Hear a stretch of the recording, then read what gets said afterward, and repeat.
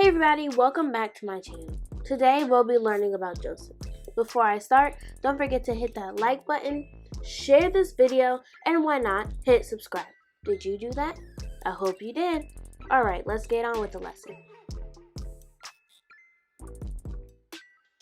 Joseph lived in the land Canaan, and he had 11 brothers. Out of all of his brothers, he was loved the most because he was born when his father was a very old age.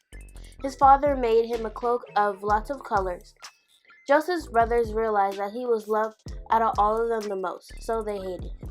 Joseph had the gift of interpreting dreams, so he had this dream once, and when he told his parents and all his brothers and everything, they hated him even more. The dream Joseph was talking about was when they were in the field tying up bundles of wheat, and the brothers' bundles bowed down to Joseph's. And they were very angry. They thought, well, you're the youngest, you can't rule us. So they hated him again even more. He had another dream where there were 11 stars bowing down to him. His father asked, do you think your mother, your brothers, and I will really bow down to you?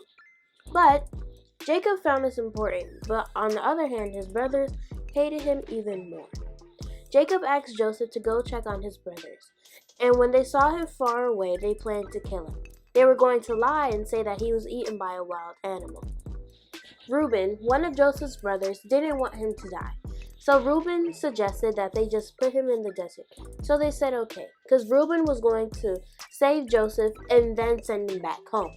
They threw him in the well and took his cloak. When they went to go eat, they saw a group of Ishmaelites who were going to Egypt. So they decided to sell Joseph into slavery. When Reuben went back to the well, he saw that he wasn't there. He was very sad. So they all went home and told Jacob that Joseph had been killed by a wild animal.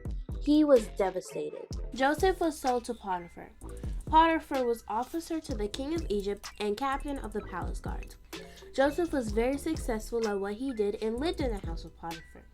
Potiphar saw that he was very good at his job and decided to place him as his personal servant. According to the Bible, Joseph was a very handsome man, and Potiphar's wife started to like him and tried to make a move on him. But Joseph refused because it was a sin to commit adultery. So, then again, she tried to make another move. But since he refused, she took his cloak and he ran away. And then she tried to blame him in saying that he had tried to make a move on her. Now, of course, Potiphar is going to believe his wife. It's his wife. So, he placed Joseph in jail. While he was in prison, the Lord showed kindness on Joseph and allowed the jail guard to like him. While Joseph was in jail, there were two other men in there with him, and they both had some dreams that they didn't know what it meant. So because Joseph had the gift of interpreting dreams, he interpreted them. One meant that one man was going to go back to work for 3 days, and the other guy, his dream meant that in 3 days he'll be beheaded.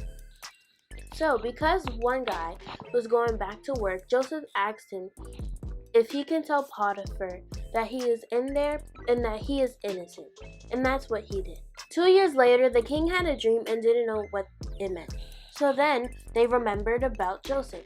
They brought him up from prison and asked him to interpret it. The dream meant that for 7 years, they will have good crops and good food and be very bountiful. But for the next 7 years after that, they will have a famine. So they asked Joseph to help them figure out this problem. Now, what did they do? I don't know. We'll save that for part 2 for next week.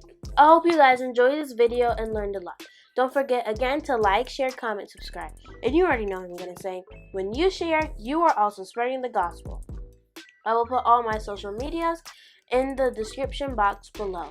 Don't forget to tune in to my other videos about other people that I have taught about. I hope you guys have a good week, and I'll see you next week.